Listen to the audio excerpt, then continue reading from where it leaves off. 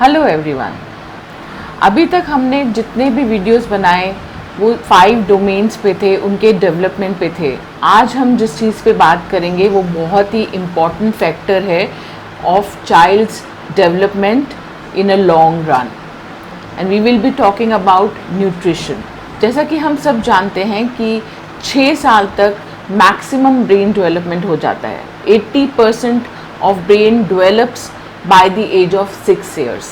Bye the time एक बच्चा 3 साल का होता है, कम से कम 1000 trillion connection called synapses are formed. ये ग्रोथ फ्यूल्ड बाय है बच्चों के एक्सपीरियंसेस से, जो भी बच्चे एक्सपीरियंस करते हैं एवरीडे लाइफ में। हर एक्सपीरियंस प्रोवाइड करता है एक सेंसरी आउटपुट और एक नया कनेक्शन बनता है। जितना पॉजिटिव स्टिमुलेशन बच्चा रिसीव करता है उतना अच्छा बच्चे का बिहेवियर और ग्रोथ होती है। बच्चे का बिहेवियर और ब्रेन डेवलपमेंट डायरेक्टली रिलेटेड है कैसे एक्सपीरियंसेस बच्चे रिसीव कर रहे हैं। बच्चे अपने एनवायरनमेंट से कॉन्स्टेंटली लर्न करते हैं और maximum brain development by the age of 6 हो जाता है। पर नेक्स्ट 6 years में जितने भी सिनेप्सेस अर्ली ईयर्स में बनते हैं उसमें से हाफ शेड या प्रून हो जाते हैं।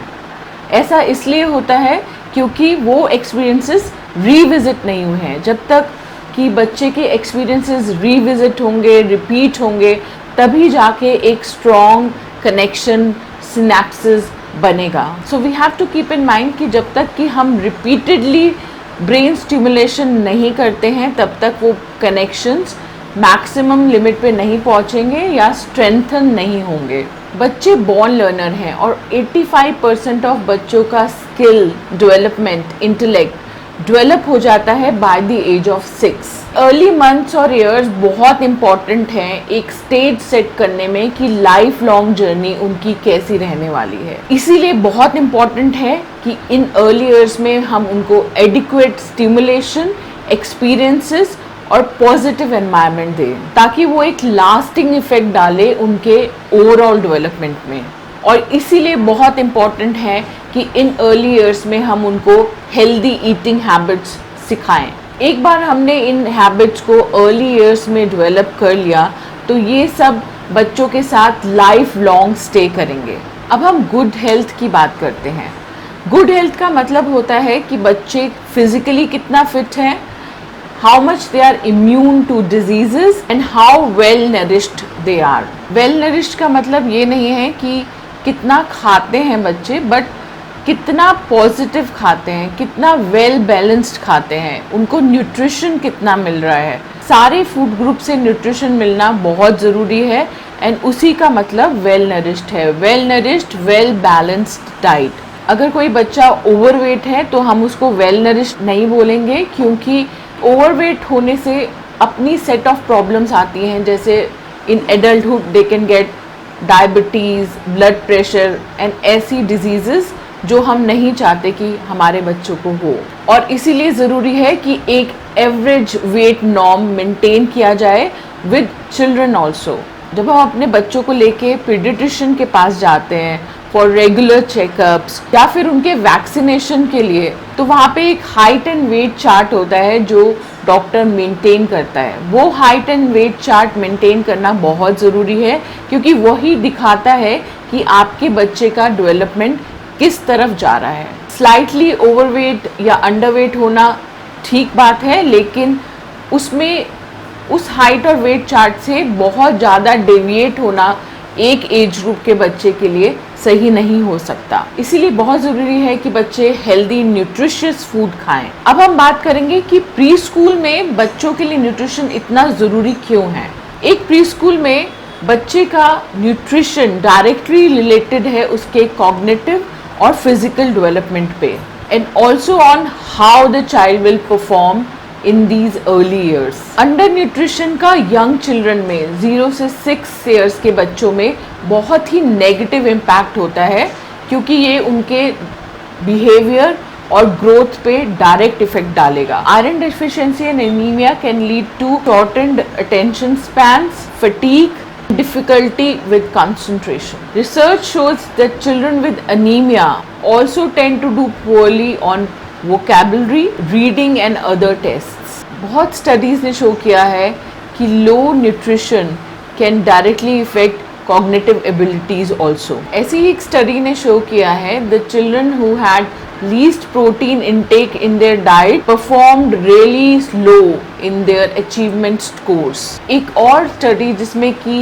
well nourished school children को इन्वॉल्व किया गया, ये पता लगाया गया कि अगर बच्चे ब्रेकफास्ट मिस करते हैं तो उनकी कॉग्निटिव और लर्निंग एबिलिटीज पे फर्क पड़ता है। इस स्टडी में बच्चों का स्पीड और एक्यूरेसी टेस्ट किया गया ऑन प्रॉब्लम सॉल्विंग स्किल्स, और ये पाया गया कि जिन बच्चों ने ब्रेकफास्ट नहीं किया था उन्होंने बहुत पुअरली परफॉर्म किया कंपेयर टू बच्चे जिन्होंने ब्रेकफास्ट किया था। ऐसे ही बच्चे जो हंग्री और मैल न्यूट्रिशन होते हैं उनको इन्फेक्शन फाइट करने में भी बहुत प्रॉब्लम होता है, इसीलिए वो ज़्यादा बीमार पड़ते हैं, स्कूल ज़्यादा मिस करते हैं और क्लास में पीछे रह सकते हैं। पुअर न्यूट्रिशन ऑल्सो बच्चों की फिजिकल ग्रोथ पे काफ़ी इफेक्ट डाल सकता है, जिसमें कि बच्चों की हेल्थ, उनकी हाइट और उनका ओवरऑल फिजिकल डेवलपमेंट इफेक्ट हो सकता है। उनकी बोन्स और मसल्स का डेवलपमेंट बहुत ही कम लेवल पे होगा compare to the children who are more nourished. Size और स्ट्रेंथ के अलावा अंडर नरिश्ड चिल्ड्रन को प्रॉब्लम होगा डेवलप करने में कोऑर्डिनेशन और मोटर स्किल्स।